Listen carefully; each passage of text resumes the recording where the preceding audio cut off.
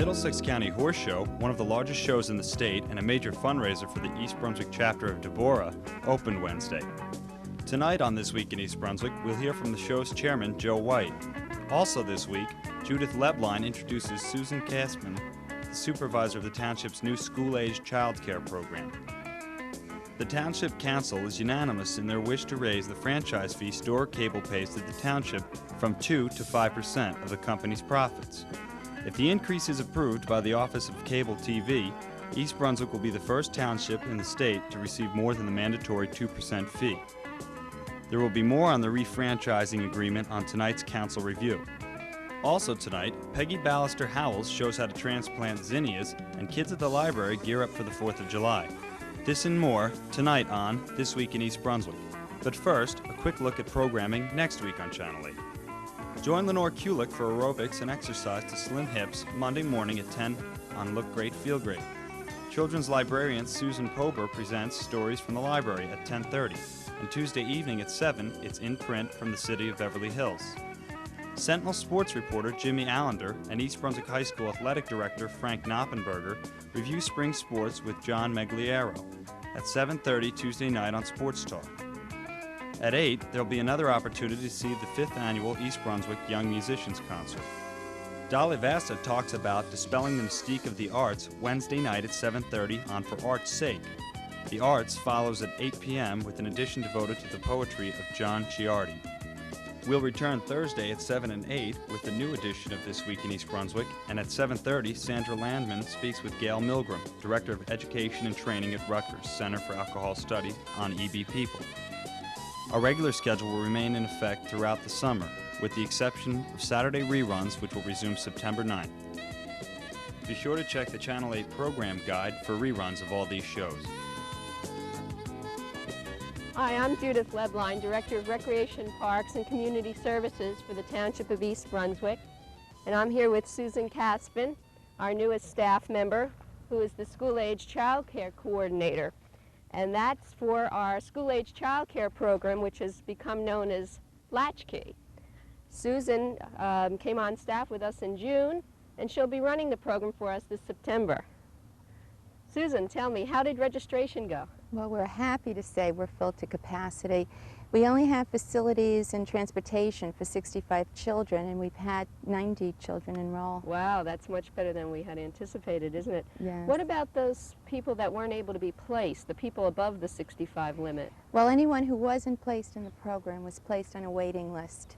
And as spaces open up in the program, we will be utilizing this waiting list. So there'll be an active waiting list then. Yes. So should people keep their money on file, that $20 registration? Should they keep it on file? Absolutely, because as circumstances change for people in the program, spaces will be available, and we will constantly be utilizing this waiting And that'll list. be all year. If all something year. opens up mid-year, you would still call them. Mid-month even. If someone finds alternate care, can they get their money back?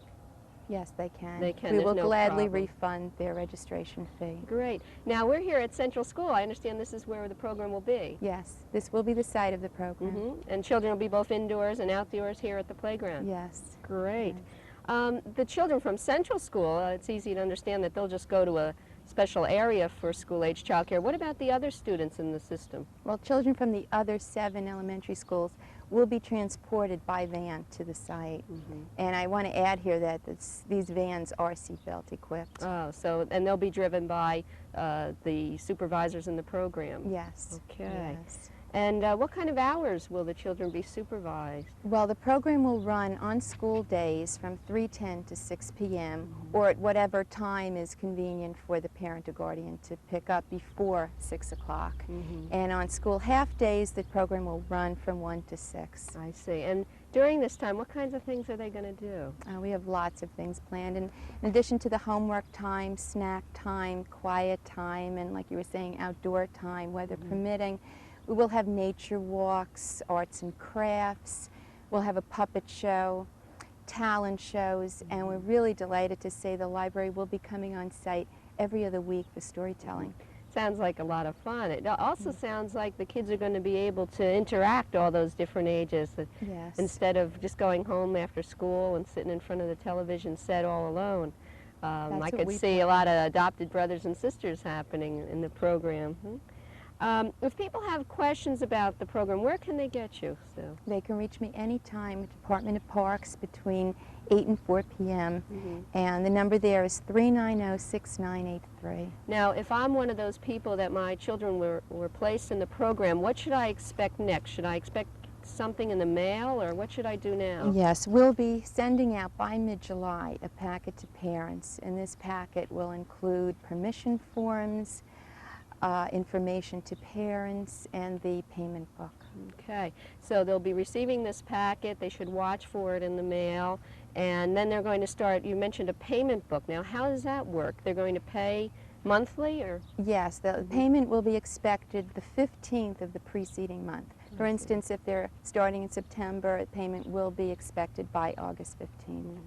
It sounds like a lot of mothers and fathers in the township will be able to rest a little easier after school hours and not be worried at their desks about where their children are. It sounds like it's going to be very supervised and a great deal of fun. I guess after-school care is a real healthy alternative for these parents. Yes, it is. We want to fill the needs for the parents and the children, and they will be supervised and in an enriched environment. It won't be just babysitting. Based on that kind of registration, I guess we could anticipate great growth in this area in our department. Yes, we expect enrollment to increase. Great. Well, good luck. Sounds Thank terrific, you. and I know the whole township's watching to see the success of the program. Thank you, Jim. Hi, I'm Dolly Vasta, Arts Coordinator for the East Brunswick Arts Commission. And I'm Karen Berg, Manager of Recreation for the Township. And here we are back together again, the frickin' frack of the concert world. That's us. With a wonderful new set of concerts at the East Brunswick Community Beach. That's for sure. Right? Why don't you lead off with our Friday night special? Me? That's right, this Friday night. Okay. Well, on Friday night, Face the camera. on Friday night, folks, great, spectacular, the fabulous Grease Band with 50s and 60s music right here at Community Beach at 7 p.m. Right. Okay? And what will it cost you? A goose egg, nothing. It's free of charge because we're funded by The Provident Bank of New Jersey, and we're also sponsored by the Township. East Brunswick Township. That's right. Correct. And God forbid, in case of rain, and we really do know that it's not going to rain on Friday night. That's the reason why we've had all this rain early, That's right. But if it does, the concert will be held at 7 o'clock at the East Brunswick High School Auditorium. So we expect to see all of you here, because I haven't seen you since last year, and I've missed them. Haven't you? What about coming early to see our new addition for That's our young right. folk? We have Janet Berkowitz, who is a mime actress. She worked with us on the Memorial Day celebration. She's really tremendous. She's going to be working from 6:30 to 7 o'clock with the young people. So it's an exciting night. You can come in about 6 o'clock. Right. The concession will be open. Maybe if it's really hot, have a little swim, a little nosh, and a lot of entertainment. A lot of it, quality entertainment. That's it. Oh, I can't wait to see the Do you Grease know Band. these folks performed for the president at the inauguration? One of That's the balls? right. That's Yeah. it. So come on down and see it for free. See you It's Friday all night. good to us. See ya. Hi, my name is Debbie Shansky. If you're a girl from the age 12 to 14, listen to this. There's a great book out called Sooner or Later by Bruce and Carol Hart. In this one book, it fits almost every problem of an average teenage girl today. One Jessica Walters, in desperation to hide her true self with a very special guy, gets tangled up in a whole bunch of lies. This confused 8th grade student first meets Michael, a gorgeous 17-year-old band leader and a special guy, while his band was playing at their local shopping mall. The next time she sees him is when she decides to take guitar lessons. What luck to have him as an instructor. From the very instant, Michael is attracted to Jessica. They become very close and a special relationship begins to develop. The only problem is, he thinks that she's 16. Will Michael find out the truth about Jessica? If he does, will he end their relationship? To find out the answers to these questions and many more, read about Jessica Walters and Michael Skye in Sooner or Later in the young adult section of the East Brunswick Library. It was a great book, and I'm sure you'll enjoy it. Hi, I'm Peggy Ballister-Howells, and we're here in my backyard, right next to some little zinnia plants. If you remember, a few weeks ago, I showed you how to plant these zinnias in a small seed bed. Now, these are the flowers that are still left. They're in pretty good condition. They have been beaten down rather severely by the rain, and there's a little bit of injury from insects that must have happened when the plants were still very tiny. Possibly a slug or even a cutworm could have done a little bit of damage. Now I'm going to take these 3 plants out here, and I'm going to transplant them to a garden in the front where they'll get a lot of sun, because zinnias do best with a lot of sun, and also where they will be very accessible. Zinnias, especially these are called big red hybrids. They get quite large. The flowers will get to be, about that big across, and you want to be able to cut them since they make such excellent cut flowers. Another really good thing about this particular variety, Big Red, is that it's very resistant to powdery mildew, which is one of the problems when you have a lot of zinnias. They get that disease and they deteriorate early in the season. So I'm going to take these 3, since they do best when planted in an odd number, and we're going to try to dig them out to disturb the roots as little as possible, and then we're going to take them around to the front and put them someplace where it'll be their home for the rest of the summer.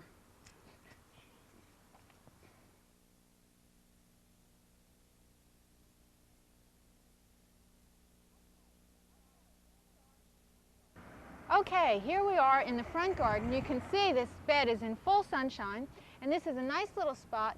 These leaves are the remnants of some grape hyacinths. It won't hurt to plant on top of them as long as we don't dig down too deep. This is a nice spot. We'll put 3 here, 1 over here, 1 here, and 1 here. I don't want to get too close to this geranium because it'll cover it up. So we'll put a couple in here. And first you want to move the mulch back. It's very important not to dig the wood chips into the ground because they'll deplete the nitrogen right out of the soil. As they decompose, they eat the nitrogen up. So we don't want to do that. We will add a little here. Let's see. Push this back. We'll get the 3rd one over here. We'll plant right around this rock. I keep the rocks in the garden. I think they make a nice addition in the winter. So we'll put 1 here. And then we'll get another one right over here. This is a little 10-6-4 partial organic fertilizer, and we're going to mix that in. Now you can see this is nice, rich, black soil. There was a lot of horse manure added to this soil last fall, and it really seems to improve the quality of the soil now. It looks really in good shape, especially considering that it was almost all heavy clay when I first started. Okay, we want to mix that in. Okay, take these little babies out one at a time. Dig a little hole. They've only been out of the ground less than 5 minutes, and already they're starting to get a little droopy. We have to make sure we give them a good drink.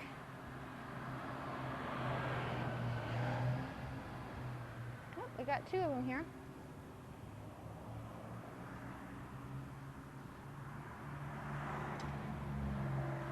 We lost the soil on that one. Let's hope it doesn't suffer for it. Okay, now we got them in the ground, and the very next thing you have to do, and it should be done right away, is give them a good drink. And then you just have to sit back and wait for the flowers. We'll see you next week here in the garden. Hi, my name is Joe White, and I am the chairperson for the Middlesex County Horse Show and Country Fair. This show is sponsored by the Bora Heart and Lung Foundation for the benefit of the Bora Hospital in Browns Mills, New Jersey. The horse show is held at Johnson Park in Piscataway. The horse show runs from Friday through Sunday from 8 a.m. to 8 p.m. All the people working here are volunteers. We perform all kinds of services, basically cooking food, preparing lunch, breakfast, and dinner for the people who come to the show. We have a number of booths available, serving hot dogs, soda, iced tea, pizza, and beer. The Bora Hospital accepts patients from all over the world. The Bora Hospital also never sends a bill to the patient. It relies on the volunteer organizations throughout the Northeast to provide additional funds for supporting its endeavors. The Bora Hospital is also primarily a heart and pulmonary hospital and specializes in those types of surgery and conditions. Come on out and join us.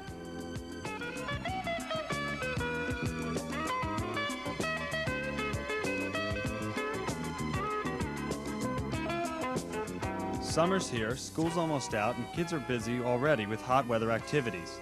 This week, about 15 children participated in July 4th Fever, part of a series of parent-child craft programs sponsored by the Children's Department of the library. Diane Caldera worked with the children and their parents on windsocks to catch those warm summer breezes. Remember, kids, it's the summer of the Readasaurus. Join the reading club at the library now.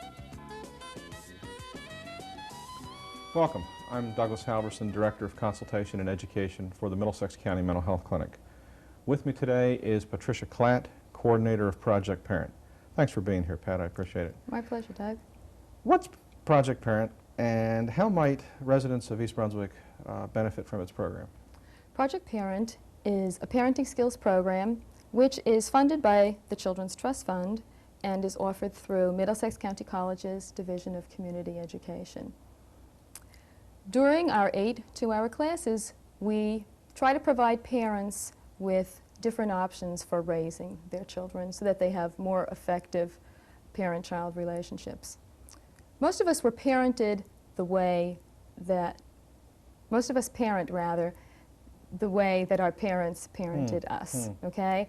And some of those methods really need to be replaced by more effective kinds of methods. Many of us also parent completely differently from the way that our parents, from the way that their parents parented them. And so they find themselves going to opposite extremes, perhaps being too controlling, perhaps being too permissive, and they also need some guidance. Society has changed a whole lot in the last 30 years, and what worked for our parents doesn't really work today for us. That old familiar, do it because I said so, might have worked then, but it really doesn't work now. And as a matter of fact, I think children really become more rebellious when they hear that powerful kind of tone in their parents' voice. Another change in society is the mobility that we have nowadays, and that informal parenting network that we had years ago is really now via the telephone or via a once or twice a year visit in lots of cases. So some of us need to parent differently from the way we were parented. Some of us need to be free to parent similarly to how we were parented, but all of us need and can benefit from some help in learning how to parent. Right, most definitely. During the course of these 8 classes, we cover many subjects. We talk about the realities and the responsibilities of parenthood. We talk about the stages of development that our children go through and how they feel at them and how we feel at them. We talk about positive ways to change behavior, and that's where I'm talking about the options that we provide. We also talk about more effective ways to communicate and also ways to create support systems within our community. Thank you, Pat. For more information about Project Parent, call 906-2556. I'm Doug Halverson. Thanks for listening. I am Dr. Reiser, a chiropractor at the Middlesex County Chiropractic Center in East Brunswick. I'm going to show you a revolutionary new chiropractic instrument called the activator. This tool is used to deliver a very painless, very quick thrust to the spine to correct vertebral subluxations. Let me show you what vertebral subluxations are all about. This is a spinal column. We have 3 areas. We have the cervical, which is on the top. We have the thoracic area, which is in the middle. And we have the lumbar area, which is at the bottom. These vertebrae sit on top of each other like a stack of blocks. In between each vertebra are small cushions called discs. The spinal cord runs down through the spine, carrying messages from the brain. The spinal nerve root emit between the vertebrae through openings. Ligaments hold the vertebrae together, and muscles surround the whole tissue, allowing the spine to move and bend. Spinal vertebra, because of falls, accidents, or undue stresses and strains, become misaligned. This misalignment is called a subluxation. Let me show you. Instead of the vertebra being lined up, it is misaligned. Here is a picture of a posterior subluxation. The term subluxation, again, is just a big word for the vertebra not being in alignment. Here we see the vertebra misaligned. Here we see some nerve pressure, because that's what can occur. When the vertebra move out of alignment, nerve pressure can occur, inflammation of the ligaments can occur, or muscle spasms. Now this activator is then placed on the misalignment, and a short, very painless thrust is delivered. This then aligns the vertebra in place, totally painlessly and very quickly. The symptoms of headaches, neck pain, arm or low back pain are then relieved. In fact, this instrument can be used, because of its nature, with young children and the elderly. Thank you. This is Dr. John Reisert for This Week in East Brunswick. Township Attorney Bert Bush will draft a consent ordinance stating the requirements and the intentions of the council to renew Storer Cable Company's franchise in East Brunswick for the next 10 years. After several weeks of public hearings and discussions, the council has decided to allow Storer to continue serving residents' cable television needs. Following some haggling and some dissension, it was agreed that Storer would provide the following upgrades: an addition of 13 channels, with the understanding that there be a minimum of 3 basic channels, the capability for Channel 8 to broadcast live from the courtroom, extended office hours, and a 24-hour complaint response time. Only one council member, Ira Oskowski, appeared to be apprehensive at Monday's meeting. He says he's not totally convinced by Storer's verbal agreements to provide the free channels when the upgrade is made. Oskowski would prefer to see a 5-year agreement with no additional channels. While conceding that their previous service has not been up to par, Storer representatives did say they think the company has shown improvement and that they will continue to work with the council and the township administration to satisfy the needs of the community. But what I have seen, and what I think Mrs. Eisner's report shows, not her conclusions, but the factual information from her report, shows that there has been a dramatic and very strong improvement in the quality of Storer's service over past years. And I think that is evidenced by her subscribers' interest.